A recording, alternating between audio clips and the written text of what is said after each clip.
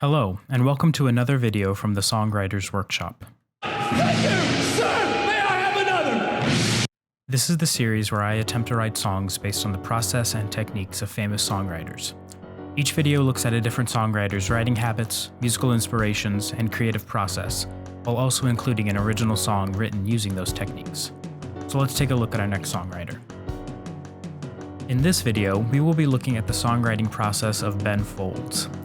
Ben was born in Winston-Salem, North Carolina, and learned piano, bass, guitar, and drums growing up. After playing in a few bands like Majosha and the Semantics, working as a session musician in Nashville, and living in New York for a couple years, Ben moved back to North Carolina where he formed Ben Folds 5 with bassist Robert Sledge and drummer Darren Jesse. The band was unique in its use of piano instead of guitar as the main melodic instrument for a rock group, and they would go on to release 3 studio albums before dissolving in 2000.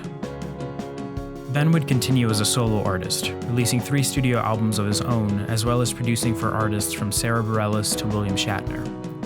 He has also performed with several renowned symphony orchestras and appeared as a judge on the NBC a cappella competition, The Sing-Off. The research for this video comes from Ben's memoir, A Dream About Lightning Bugs, A Life of Music and Cheap Lessons. The book takes us through his life and musical career, as well as offering some insight into his creative process and the background of some of his best songs. In it, he says about learning music. In music, for some reason, we begin by copying, by following, by learning to play existing music. That's certainly a good way to learn technique, but in the process, it's easy to forget that music is a form of creative expression. So why not teach and encourage a little of both, copying and creating? So I hope you won't mind me borrowing a few of his songwriting techniques to create a song of my own. Ben says in the book that songs start for him almost always with music. He says, "I believe my subconscious clues me into my feelings by expressing them abstractly through music." So I decided to start this project at the piano. I started playing around with some piano licks and chord progressions, trying to tune into what I was feeling at that moment in time. I'm getting to the point in my life where the people I knew growing up and have been creative with in the past have started settling into careers and relationships. At the same time, I'm still not sure about what my future will look like, and I worry I may have missed opportunities to do something substantial creatively. It's through these feelings that I ended up coming up with a driving, somewhat frustrated piano part, and it pushed me towards writing a chorus draft around the idea of a wasted prodigy. Someone who was talented growing up, but feels they have missed their time to do something big and feel defeated. I realize, of course, that this is a counterproductive viewpoint. There is not a definite time that you need to have succeeded by. It can happen at any age through many means, but it was still an interesting persona to play around with, and one that I could somewhat relate to. And Ben offers some great advice in his book for writing about or from the viewpoint of someone you don't agree with, saying, "If you're going to be a tourist, be a respectful one. Observe, report, imagine, invent, have fun with, but never write down to a character or their point of view.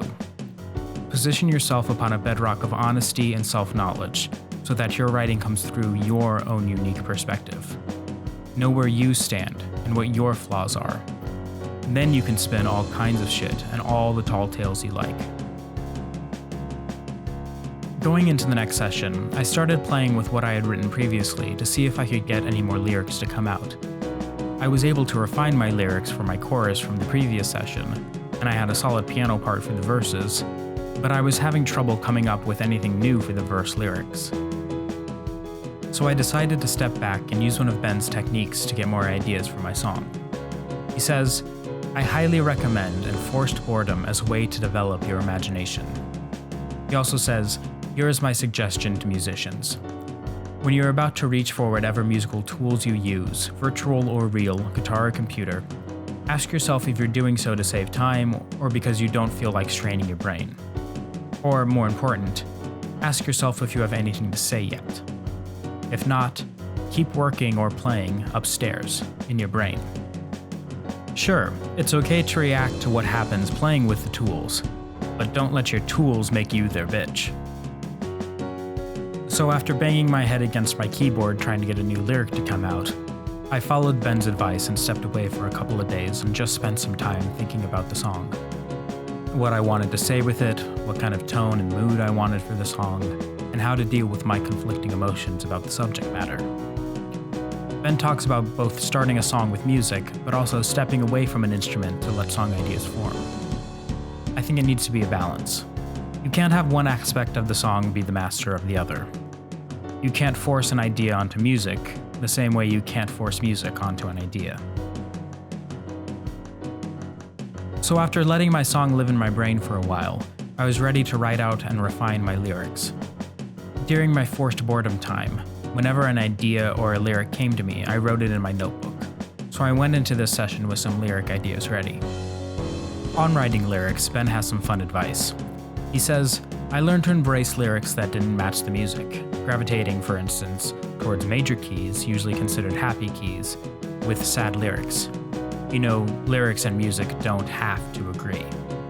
He adds, I began to enjoy words outside the usual rock nomenclature. Even words more commonly found in physics books, for instance, would probably be more compelling to me than dithering lyrics with lots of baby, baby, baby, I'm so hurt. So that was something I tried to focus on while writing the lyrics to go with my up-tempo driving piano part. I added some words that I thought were uncommon and upped the sarcastic tone of the lyrics to balance the conflict of the song.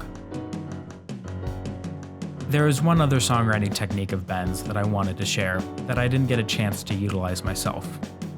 At a concert in 2002, a Ben Folds fan yelled out, "Rock this bitch," and Ben proceeded to improvise a song called Rock This Bitch live on stage, which later made its way onto an album.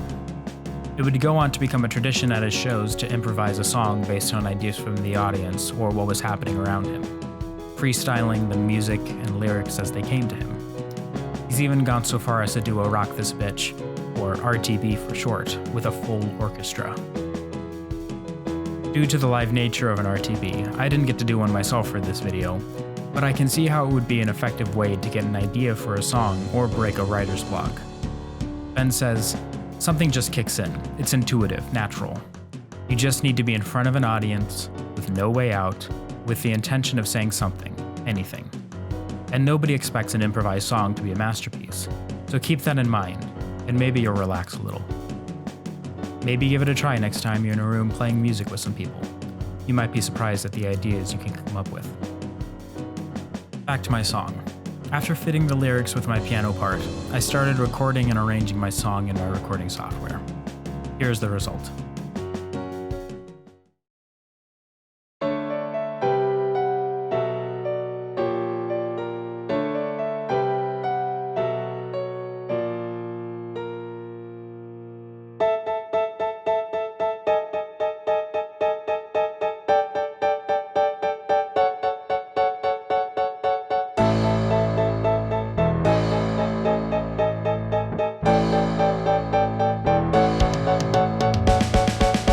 Everybody used to say that I would make it big one day. I would be king of the hill.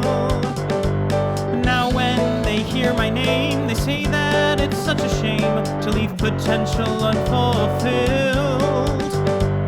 Drag my ass back to grad school. Join my friends in the gene pool. Fall back on my degree in microbiology. Maybe then you'll leave me be as just another wasted prodigy.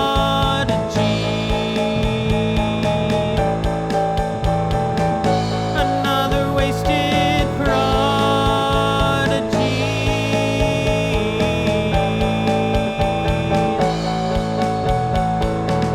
I'm still who I used to be, plus depression and anxiety. Best of friends with Jung and Freud. Just give up on your dreams, it's easier than it seems. Surrendering to the void. Drag your ass back to grad school. Join your friends in the gene pool. Fall back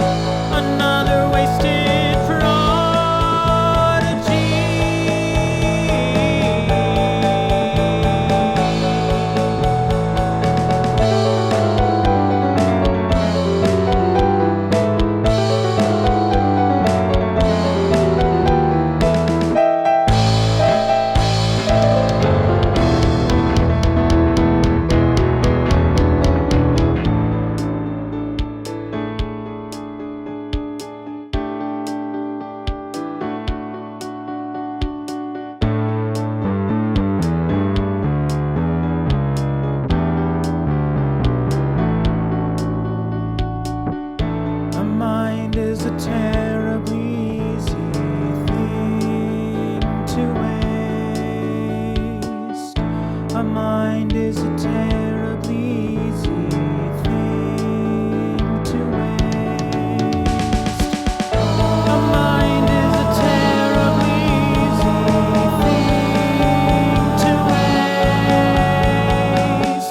A mind is a terribly easy thing to waste. A mind is a terribly easy thing to waste. A mind is a terribly easy thing to waste. A mind is a terribly easy thing to waste. A mind is a terribly easy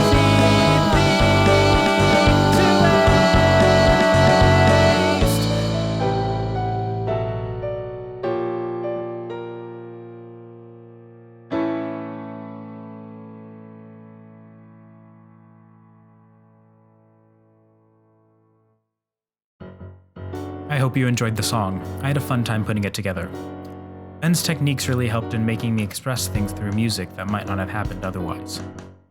Let me know in the comments if you end up trying any of Ben's techniques, especially if you do an RTB. I'm interested to see how those turn out. And if you're a fan of Ben Folds and his music, I would recommend A Dream About Lightning Bugs. It has some great stories about his life and the music that resulted from it.